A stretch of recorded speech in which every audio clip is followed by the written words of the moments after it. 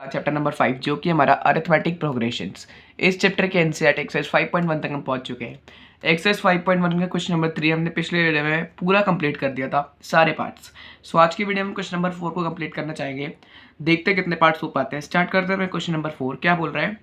Which of the following are APs. देखो APs मतलब ये आपको पैटर्न्स गिवन है। अभी मैं पैटर्न बोलूंगा, ठीक है? तो इनमें से कौन सी जो है एपी है? AP stand for arithmetic progression, ठीक है? इनमें से कौन सी एपी है?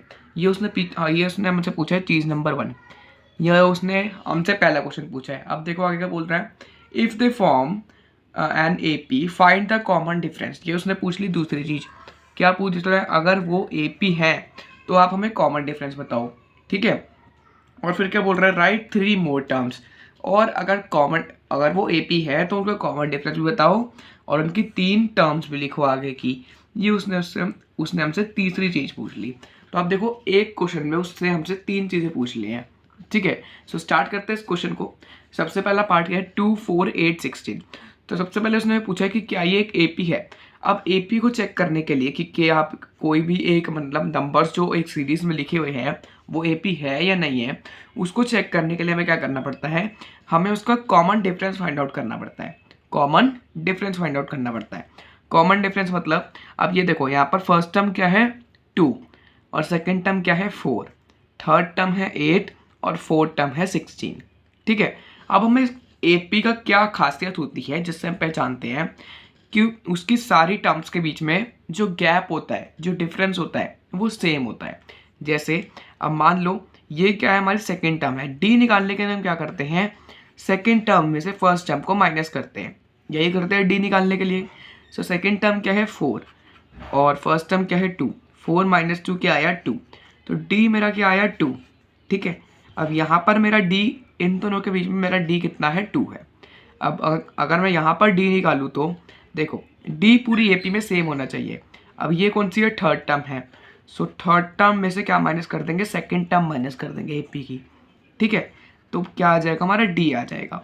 थर्ड टर्म क्या है हमारी? 8 और सेकेंड टर्म क्या है हमारी? 4। अब देखो 8 में से 4 माइनस करा तो क्या आया? 4।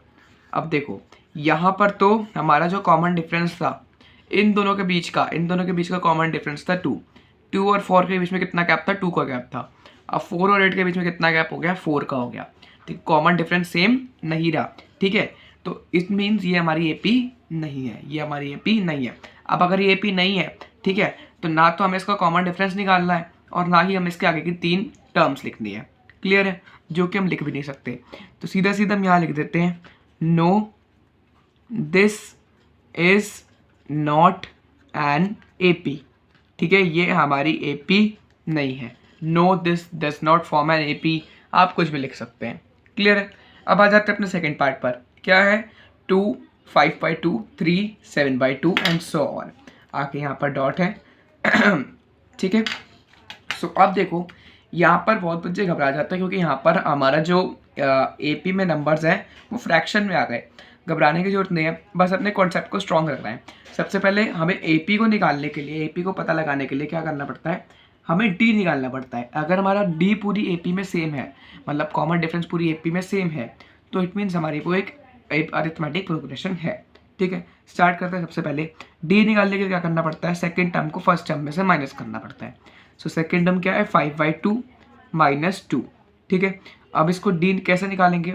नीचे यहाँ पर 2 है, आप एलसीएम ले लो इधर, ठीक है? सो 5/2 माइनस, अब देखो 2 2 से क्या हो जाएगा? 4 हो जाएगा अगर आप एलसीएम लोगे तो, ठीक है? और ये 2 इसके इस पूरे के नीचे आ जाएगा। अब 5 - 4 कितना हुआ? 1। कितना आया? 1/2, ठीक है? ये हमारा डी आया किसके बीच का? फर्स्ट टर्म और सेकेंड टर्म के बीच में का डिफरेंस आया है, ठीक है? कि अगर मैं फर्स्ट टर्म में इसको प्लस करूंगा तो मेरी ये वाली टर्म आ जाएगी, ठीक है? आई होप कोई डाउट नहीं होगा। अब मुझे क्या करना है? अब मुझे इन दोनों की टर्म्स का बीच का डिफरेंस निकालना है, मतलब सेकेंड टर्म और थर्ड टर्म के बीच का। अगर दोनों सेम आए तो बहुत ही बढ़िया, हमारी वो एपी है। दोनों सेम नहीं आए तो हमारी वो एपी नहीं है, ठीक है? दोनों के डी। अब कैसे निकालेंगे? थर्ड टर्म में से सेकेंड टर्म को माइनस कर दो। थर्ड टर्म क्या है? 3, सेकेंड टर्म क्या है? 5/2। क्लियर है? अब माइनस करने के लिए क्या करना पड़ेगा? एलसीएम लेना पड़ेगा। ये क्या हो जाएगा? 2 3 6। 6 - 5/2 कितना आया? 1/2। यहाँ पर भी क्या आया 1/2 आया। इट मीन्स यहाँ पर भी हमारा डी सेम है और यहाँ पर भी हमारा डी सेम है। ठीक है, आई होप क्लियर हो रहा होगा। अब हमें क्या करना है, थर्ड टर्म और फोर्थ टर्म के बीच में चेक करना है। उसके लिए क्या करना पड़ेगा, फोर्थ टर्म में से थर्ड टर्म को माइनस कर देंगे, क्योंकि कई बार होता है कि बंदा यहाँ तक तो हमें बिल्कुल सही कॉमन डिफरेंस देता है लेकिन इसके आगे चेंज कर देता है। ठीक है, तो एक बार भी चेंज हुआ तो वो AP कंसिडर नहीं होगा। क्लियर है। 7/2 मतलब हमारी फोर्थ टर्म है। 7/2 में से क्या माइनस करना होगा, 3 माइनस करना होगा। माइनस करते हैं, 2 3 से क्या हो जाएगा 6, अगर एलसीएम लेंगे तो 7 - 6/2, ये कितना आ गया 1/2। तो देखो आप पूरी AP में कॉमन डिफरेंस सेम है 1/2 1/2 1/2। क्लियर है, तो इट मीन्स ये AP है। Yes it forms an AP। क्या है, yes it forms an AP। ठीक है, AP stands for arithmetic progression.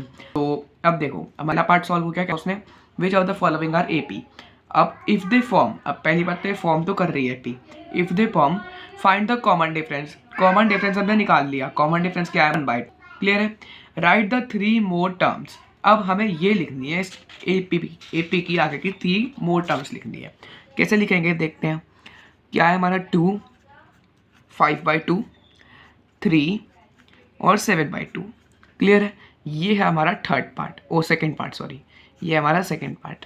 अब देखो इसका जो हमारा कॉमन डिफरेंस आया, इस AP का कॉमन डिफरेंस आया हमारा 1/2। ठीक है, और हमारा फर्स्ट टर्म क्या थी, फर्स्ट टर्म थी हमारी 2। ठीक है, फर्स्ट टर्म थी हमारी 2। अब अगर आपको A मिल जाए और D मिल जाए तो आप पूरी AP फॉर्म कर सकते हैं।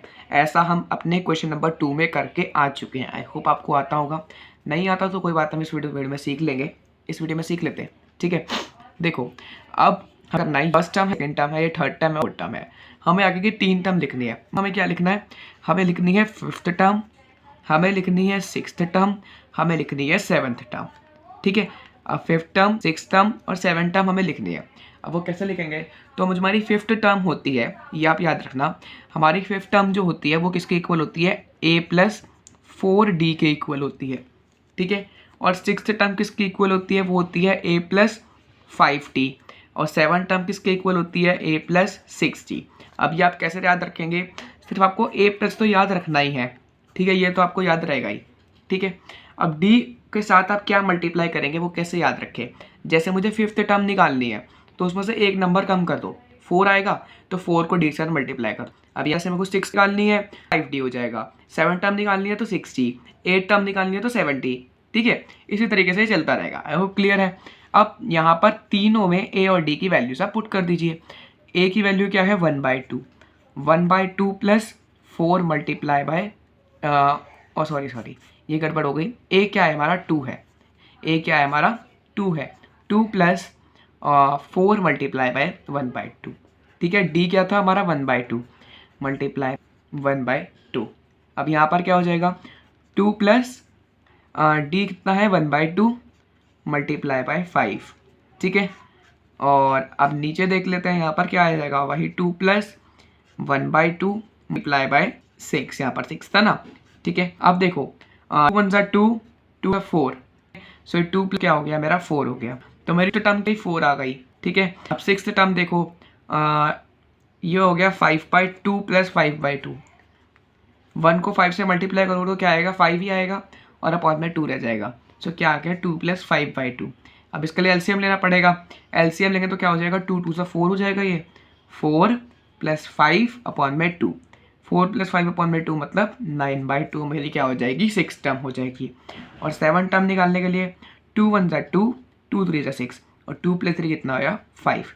अब देखो हमारी आगे की 3 टर्म्स निकल गई। क्या है आगे की 3 टर्म्स हमारी 4, 9 यहाँ पर था 9/2, ये मैंने गलती से 5 लिख दिया है और यहाँ पर था हमारा 5।